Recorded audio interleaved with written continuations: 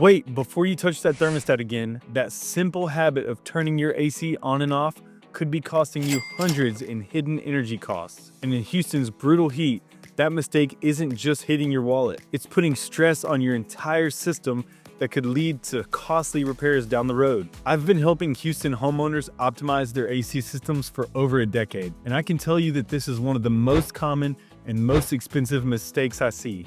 But here's the thing. Whether turning your AC on and off actually costs you more money depends on several key factors that most people don't understand. In this video, I'm going to break down exactly when turning your AC on and off saves you money and when it's actually costing you more money. I'll show you real data from the Department of Energy, share what I've learned from working with thousands of Houston homes, and I'll give you a simple way to know exactly what to do in your situation. Plus, I'll reveal a smart approach that can save you up to 30% of your cooling costs without risking damage to your system.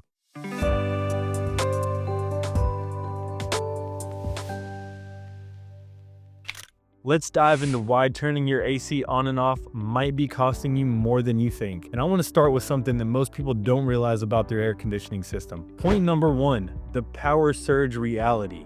Imagine starting your car engine over and over and over again every 30 minutes.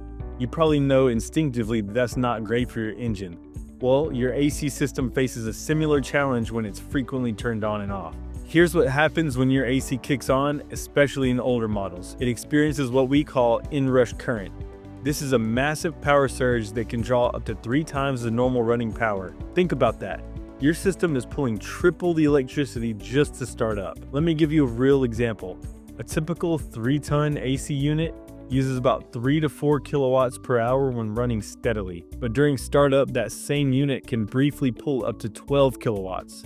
While these surges only last a few seconds, if you're constantly cycling your unit on and off, these power spikes add up quickly on your energy bill. Point number 2, the temperature recovery challenge. Here's where it gets really interesting, especially for us here in Houston. Think about it like this.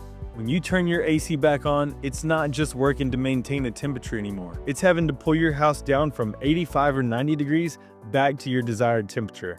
This means your system is running at maximum capacity, drawing maximum power for an extended period of time. The Department of Energy has actually studied this.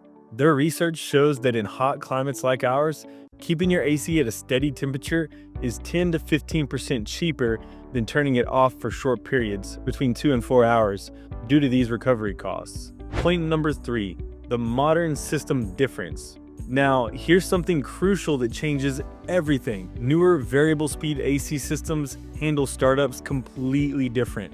These modern systems are like having a car with cruise control versus one where you're constantly hitting the gas and the brake. If you've got one of these newer systems, they can actually ramp up and down gradually, reducing that massive power surge we talked about earlier. They're designed more to run continuously at lower speeds, which is much more efficient than the constant on and off cycling. Point number 4, the smart solution. So here's what you actually should do.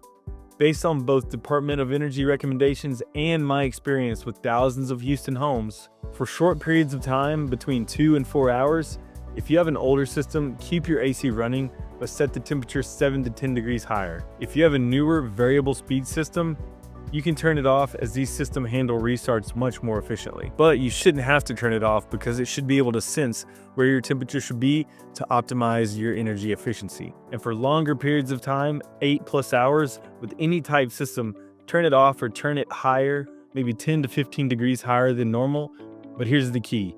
Use a programmable thermostat to start cooling your home about 30 to 60 minutes before you return. Point number 5, the maintenance factor.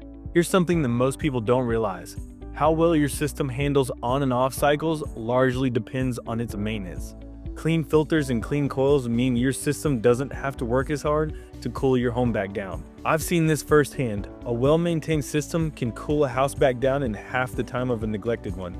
And this means less energy used and lower bills, whether you're turning it on and off or keeping it steady. So let's wrap this up with what you really need to know. Turning your AC on and off frequently in Houston's climate usually costs more, not less. The combination of power surges during startup and the extended high power operation needed to recool your home typically outweighs any savings from having the system off. The smartest approach, use a programmable thermostat to raise the temperature when you're gone and automatically cool things back down before you return. This gives the best of both worlds, energy savings without the stress on your system. And remember, if you're concerned about your energy bills or want to make sure your system is running at peak efficiency, having your AC properly maintained is one of the best investments you can make. A well-maintained system uses less energy and lasts longer, no matter how you choose to run it. Want to learn more about saving money on your AC cost? Check out my next video where I'll reveal 3 biggest mistakes Houston homeowners make with their thermostats and how to fix them.